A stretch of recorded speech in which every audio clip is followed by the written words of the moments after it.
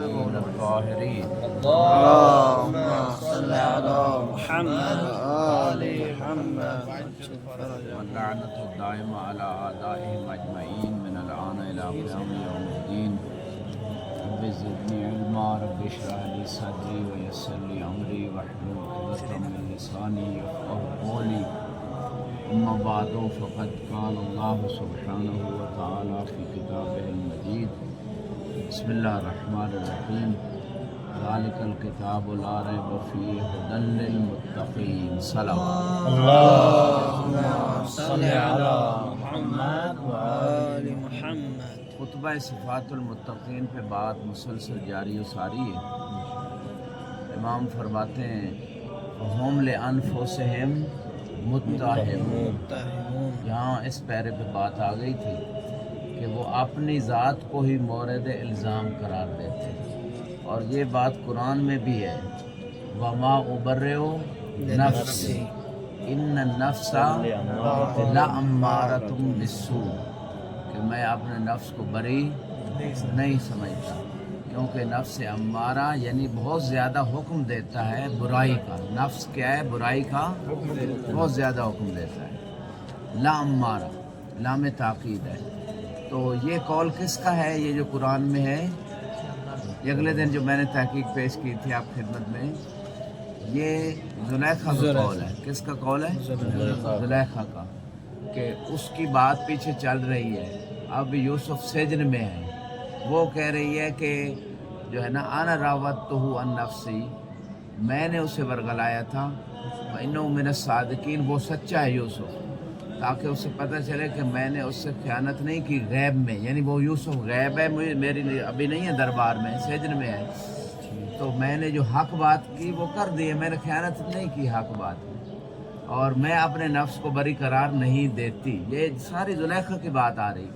جب یہ بات اس کی ختم ہو گئی تو اس وقت مصر کے عزیز نے اس نے کہا کہ اس کو لے کے آؤ، استخلصہ لنفسی، لے کے آؤ اسے، میں اسے اپنے لیے قرار دیتا ہوں کہ اپنے ساتھ جو ہے نا حکومت کا کام چلانے میں.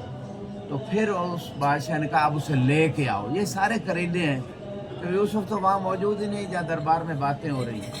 اور فرما رہے ہیں گھبرا تو نہیں گئے. ایک ضرور پڑے بار محمد والے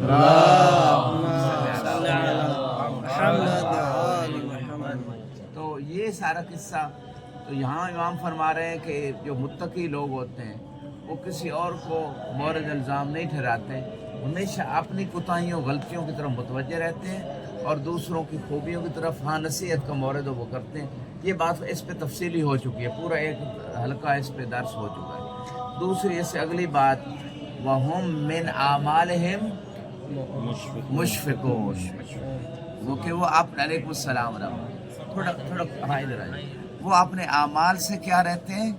کل یہ سارا اسی پہ، کل پورا حلقہ کس پہ بات ہوئی تھی؟ اسی پہ بات ہوئی کہ وہ اپنے اعمال سے کیا ہوتے ہیں؟ خوف زدہ ہوتے ہیں. اعمال سے خوف زدہ ہوتے ہیں. ٹھیک ہے، سبحکم اللہ لکھا ہے. کیوں خوف زدہ ہوتے ہیں؟ کہ پتہ نہیں یہ قبول ہوئے ہیں یا نہیں. اس بات سے متقی بندہ جو ہے نا وہ خوف زدہ. اس پہ پوری کل بات ہوئی کہ نماز ہماری قبول کیوں نہیں ہوتی، روزے کیوں نہیں ہوتے، حج زکوٰۃ کیوں نہیں ہوتی. یہ ساری چیزیں پوری ڈیٹیل کل اس پہ ہو چکی ہیں، لیکن فقط تذکر کے لیے کہ کل ہم نے کیا اخذ کیا، کیا عنوان تھا، کیا موضوع تھا، کیا نکات تھے، یہ میں نے عرض کر دی تاکہ فذکر ان ذکر تنفع المؤمنوں کو یاد دلانا کیا دیتا ہے؟ فائدہ دیتا ہے، وہ راسخ ہو جاتی ہے بات. اچھا، اب اگلی بات جو ہے اس سے اگلی، فَإِذَا زُكِّيَ أَحْدُهُمْ، ان میں سے یعنی متقی لوگوں میں سے اگر کسی کا تزکیہ کوئی کر دے. تزکیہ سے کیا مراد ہے؟ یعنی اس کی تعریف کر دے کہ بڑا اچھا آدمی ہے، یہ نماز شب پڑھتا ہے، یہ تو درس میں بڑا مشتغل ہے. مثال کے طور پر کوئی بھی کسی جیسے اس کی تعریف کوئی کسی ایک متقی کی ہو جائے، خاف مما یقال لو، تو وہ متقی خوف زدہ ہو جاتا ہے. جو اس کے بارے میں کہا جاتا ہے کہ یہ بڑا نیک ہے، یہ مشتغل ہے، یہ اچھا ہے، یہ فلاں ہے، یہ فلاں ہے، تو وہ متقی کیا ہو جاتا ہے؟ خوف زدہ ہو جاتا ہے جو اس کے بارے میں کہا جاتا ہے. اور وہ کہتا ہے انا اعلم بنفسی من غیری، वो मुत्तकी क्या कहता है कि मैं अपने आप को दूसरों से ज्यादा बेहतर जानता हूँ, कि ये तो मेरी तारीफ कर रहा है, मैं जानता हूँ मेरे अंदर कितनी खराबी है, ठीक है ना। तो एक किसी आरिफ का मकूला भी है कि उसमें वो कहता है कि बारकत वो, यानी उसके कलाम का खुलासा ये है कि लोग मुझे दरवेश समझते हैं, यानी मुत्तकी बंदा समझता है, कहना ये चाहता है, लेकिन ये मैं जानता हूँ कि मेरा अंदर कितना स्याह है, ठीक है। और यहाँ ये बात कुरान में भी मौजूद है, ये बात कुरान में भी मौजूद है। अल इंसान अला नफ्सिही बसीरा। देखिए तो कुरान की तिलावत करते हैं, ज़्यादा आयतें इनको याद होती जा रही, ठीक है ना। हालांकि ज़्यादा अरसा तो नहीं हुआ, लेकिन कुरान की तिलावत इतनी ज़्यादा करें कि आयतें हमें याद हो जाएं, उस पर अमल, उस पर उसका तसव्वुर हमारे ज़हन में। सैयद खोई रहमतुल्लाह अलैह आखिरी ज़िंदगी में थोड़ा उनका हाफ़ज़े का मसला यानी हुआ, थोड़ा कमज़ोर हुआ, तो उनके बाद मराज शगीर्द बताते हैं कि उन्होंने इतनी तिलावत की कुरान की आखिरी उम्र कि उनको कुरान याद हो गया। तो हमें माह रमज़ान में ज़्यादा तिलावत, डेली एक पारा तो मस्ट होना चाहिए, एक पारा। बेशक इसी टाइम फिक्स नहीं करेंगे तो तिलावत है, कोई भी काम आप घबरा तो नहीं, मिल जाएगा, वो मिल जाएगा, ठीक है ना। इन्हीं का क्या है ना,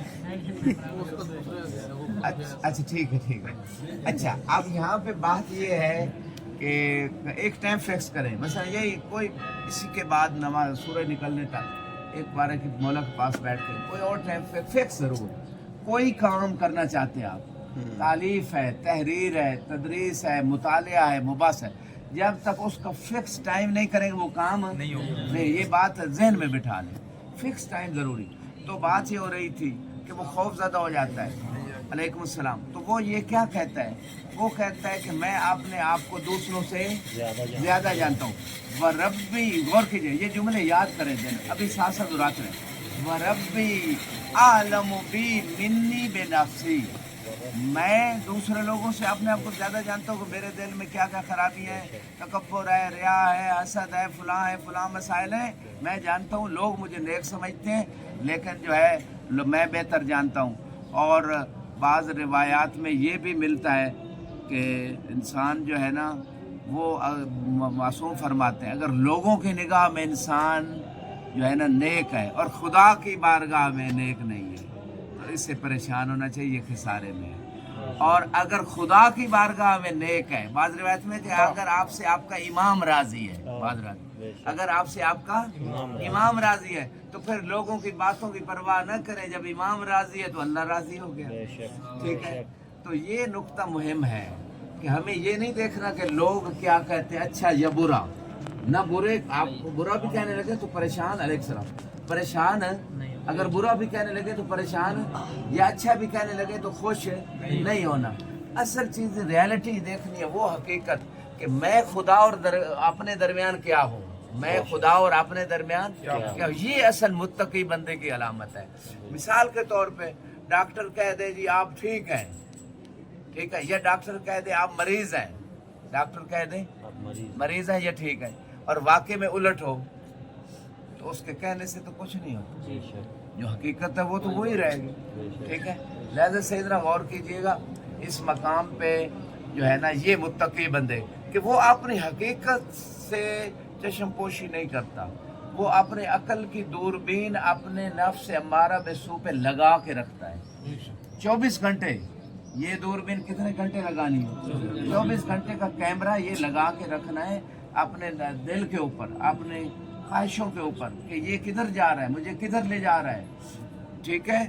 तो इस मकाम पे जो है ना वो कहता है कि मेरा रब, मैं लोगों से बेहतर अपने आप को जानता हूँ और मेरा रब मेरे बारे में बेहतर जानता है, मेरा रब मेरे बारे में बेहतर जानता है। और ये बात कहते हैं, फिर ये कहता है अल्लाहुम्मा ला तुआखिज़नी मिम्मा यकूलून, ला तुआखिज़नी मिम्मा यकूलून, परवरदिगार मुझे इस पे गिरफ्त न करना जो मेरे बारे में ये अच्छी अच्छी बातें करते हैं, यानी मैं अच्छा नहीं हूँ, तू जानता है, ठीक है, लेकिन ये कहते हैं कि ये तो बड़ा को वलीउल्लाह है, ये तो फलां है, ये फलां है। اور یہ مجھے اس بات پہ آپ گرفت نہ کرنا. جیسے جناب عیسیٰ کا قصہ قرآن میں ہے. پروردگار مضمون کا کلام لایا، اگر آپ کسی کو یاد ہے، لا تؤاخذنی و امی، یعنی مجھے اور میری ماں کو گرفت میں نہ لینا. یہ جو ہمیں الہ کہتے ہیں، تو جانتا ہے کہ ہم نے انہیں نہیں کہا، یہ کہتے ہیں. ہم نے تو نہیں کہا کہ ہمیں معبود مانا ہے، اور تو بہتر جانتا ہے. ٹھیک ہے نا. اس کا مطلب ہے دوسرا کوئی بھی اگر ایسی تعریف، ایسی چیز جو انسان کے اندر نہیں ہے. ہاں، ایک دو چیزیں ہیں. اگر انسان کے اندر کوئی خوبی ہے اور اللہ سبحانہ و تعالیٰ نے وہ خوبی واقعی عطا کی ہے، تو اس پہ انسان اللہ کا شکر ادا کرے. کیا ادا کرے؟ شکر. اور اگر خامی ہے، خوبی نہیں ہے، تو اس پہ غور و فکر کرے، توجہ کرے کہ یہ خامی میں نے دور کرنی ہے. اور لوگ یہ اس خامی کو اگرچہ نہیں بھی جانتے، لیکن خدا مہلت دیتا ہے، ستار العیوب ہے، لیکن اس کو ٹھیک کرنا ہے. توبہ کا مہینہ ہے، توبہ کرنی ہے. اچھا، یہ تو بات ختم ہو گئی. اس کے بعد ایک اور نیا پیراگراف شروع ہوتا ہے اسی مقام پہ. وہ یہ ہے، فرمایا فمن علامت احدہم، من علامت احدہم، ان متقین میں سے کسی ایک کی آپ علامت کو دیکھنا چاہتے ہیں، یعنی دیکھنا چاہتے ہیں کہ ان میں سے متقی کون ہے. امام نے علامت بتا دی. امام نے مختلف علامتیں بتائی، متقی لوگوں کی مختلف علامتیں بتا دی. ان میں سے ایک علامت یہ ہے، انک تری لہ قوۃ فی دین، انک تری لہ قوۃ فی دین، کہ آپ اس متقی اندر، شخص کے اندر دیکھیں گے کہ اس کی قوت کس چیز میں ہوگی؟ دین میں. قوت کس چیز میں؟ دین میں. یعنی وہ دیندار ہوگا، یعنی اس کی پوری طاقت جو ہے وہ دین میں استعمال ہو رہی ہے. وہ دین اس کا مضبوط ہے، یعنی دین قوی ہے، اس کا دین ضعیف ہے. ایک روایت یاد آ گئی کہ اللہ سبحانہ و تعالیٰ ایمان ضعیف اور دین ضعیف والے کو مبغوض رکھتا ہے. ضعیف ایمان اور ضعیف دین والے کو مبغوض، ناپسند کرتا ہے خدا. کون ہے؟ پوچھا گیا یا رسول اللہ، وہ کون ہے یہ ضعیف ایمان ضعیف دین والا؟ تو آپ نے فرمایا جو برائی سے روکتا نہیں، اچھائی کا حکم نہیں کرتا. ہاں، امر بالمعروف نہیں، منکر نہیں کرتا. یعنی اس کا دین کمزور ہے، اس کا ایمان کمزور ہے، اس کو خدا مبغوض رکھتا ہے، ناپسند کرتا ہے. ان اللہ یحب التوابین، ان اللہ یحب المحسنین، ان اللہ یحب المتطہرین. واضح بہت ساری آیتیں ہیں نا. آج آپ کو ہوم ورک دے رہا ہوں، کل تک میں بھی لے کے آ جاؤں گا کہ وہ آیتیں جن کو خدا پسند کرتا ہے، جن کو خدا وہ آیتیں ساری لے کے آ جائیں. اور وہ آیتیں بھی کہ جن کو خدا ناپسند، ان اللہ لا یحب الکافرین،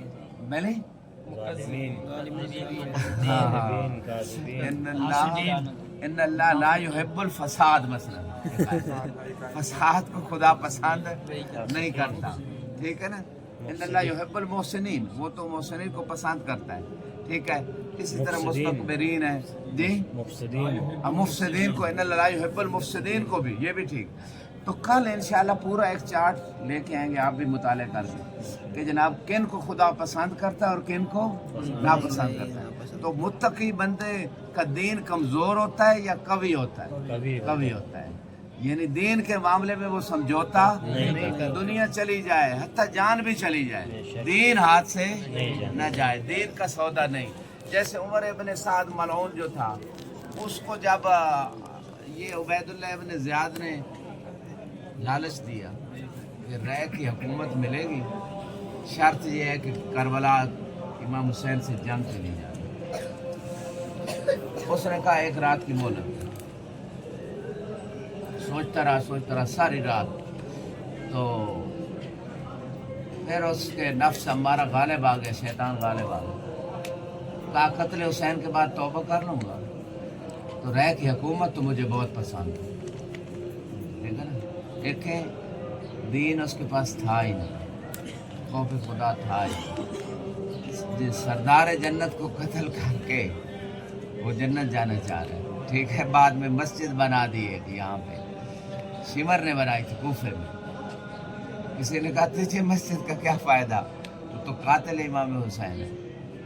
کہا اگر ہم ان کی اطاعت نہ کرتے بادشاہوں کی، تو ہم یہ جو غلام ہیں ان سے بھی ذلیل ہوتے.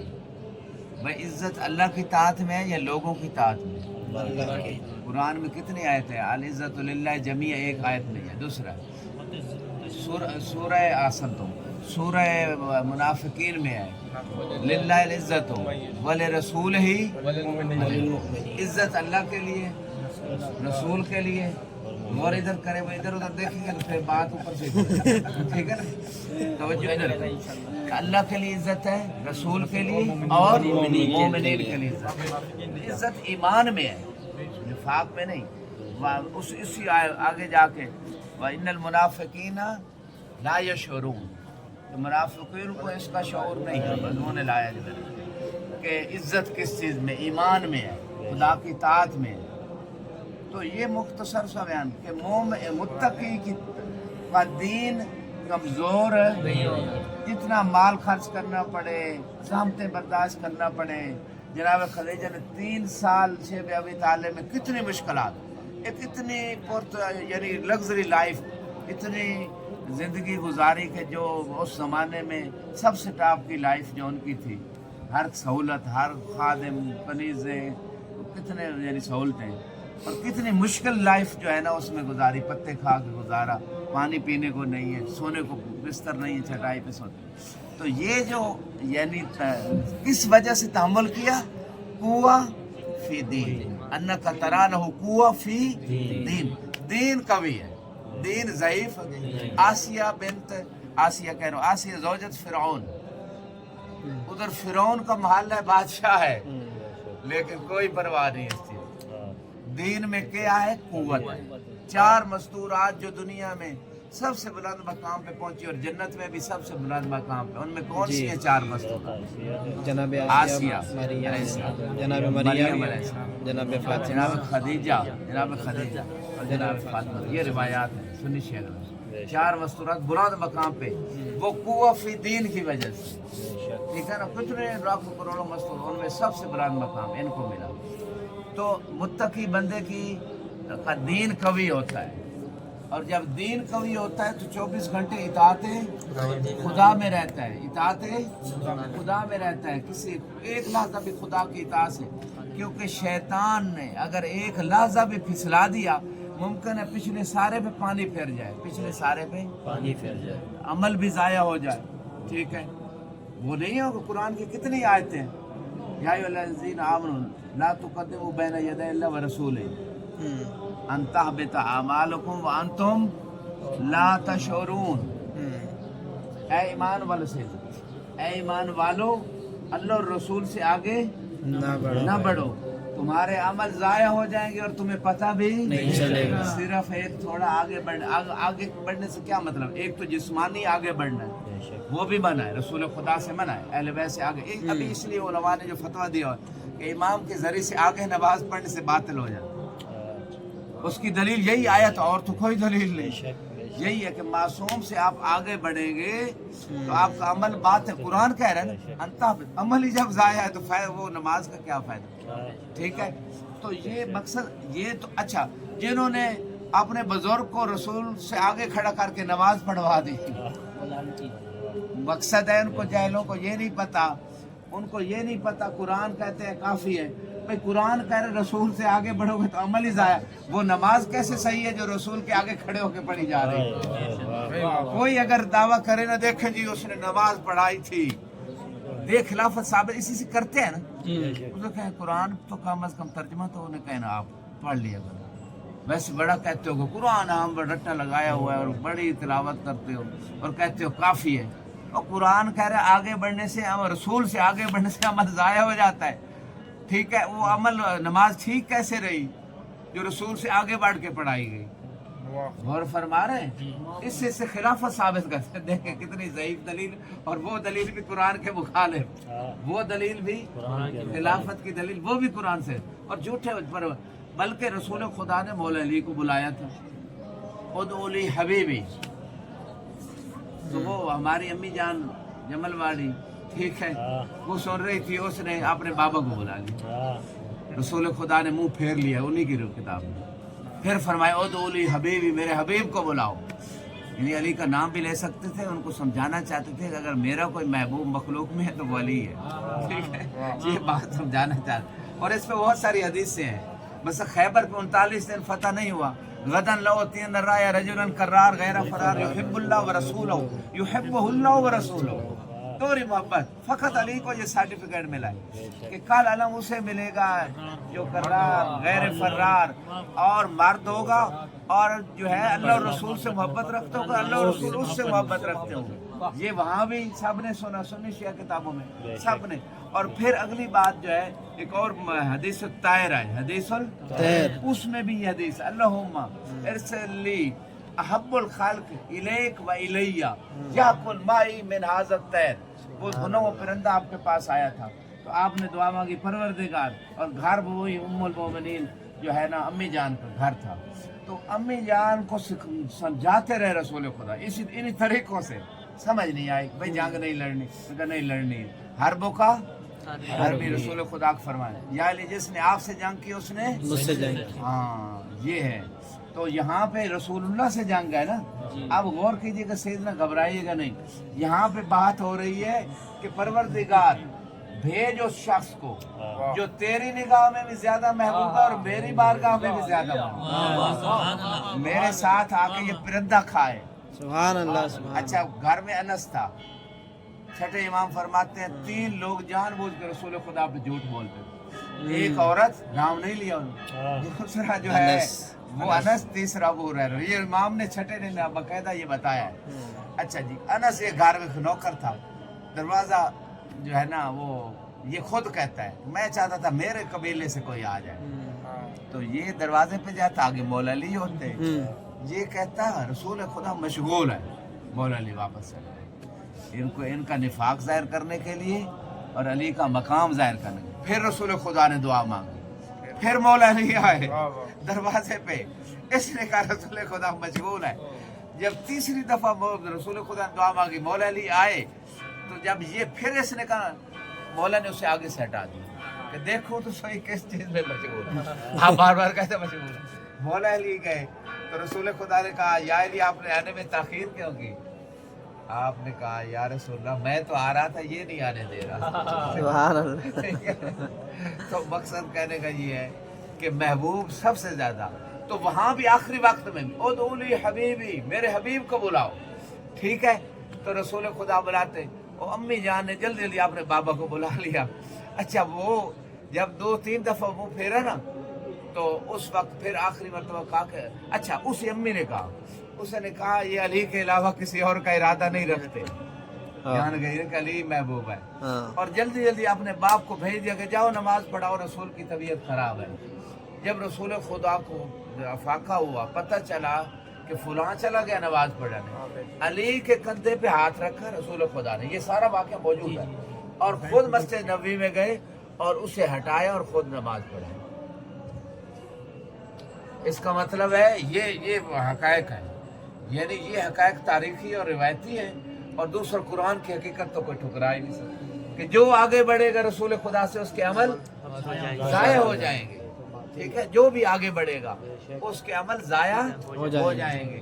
تو جس کے اگر انہوں نے آگے بڑھا ہی دیا ہے تو اب اس کے پاس عمل تو رہے کوئی نہیں، اب کیا کرے گا، روز قیامت خالی ہاتھ جائے گا نا۔ تو اس طرح کی اسی طرح غار والے واقعے میں نے پورا ایک بیان کیا تھا تفصیلی، اس میں بھی مذمت ہے، اس میں بھی حرام کام ہوا ہے، اس میں رسول کی مخالفت ہوئی ہے، اس میں دنیا کے حزن ہوتا ہے، دنیا فوت ہونے پہ، دنیا ہاتھ سے چلی جائے، پیچھے کوئی چیز فوت ہو گئی تو وہ دنیا پہ افسوس تھا۔ ایک درود پڑھے بار محمد فمن علامت احدم انک ترا لہ قوۃ فی دین میں، دین قوی ہے مومن۔ اسی نقطے پہ اگر ہم رکے رہے نا جتنی دیر مرضی اپنے دین کو مضبوط کرنے کے لیے، مالک اشتر کی مثال دیتا ہوں، مالک اشتر کا دین کتنا قوی تھا، ٹھیک ہے، جب نیزوں پہ قرآن چڑھا نا دوسرے تو رک گئے، انہوں نے کہا ناطق قرآن کا حکم ہے میں آگے بڑھوں، سلامت رہے، آگے بڑھے، یہ معرفت ہوتی، یہ بصیرت ہوتی۔ قرآن سامت ہے، بتائے گا کون؟ قرآن ناطق کے اس میں مراد کیا ہے، کرنا کیا ہے، امر کیا ہے، نہیں کیا ہے، آگے اکیلے بڑھ گئے۔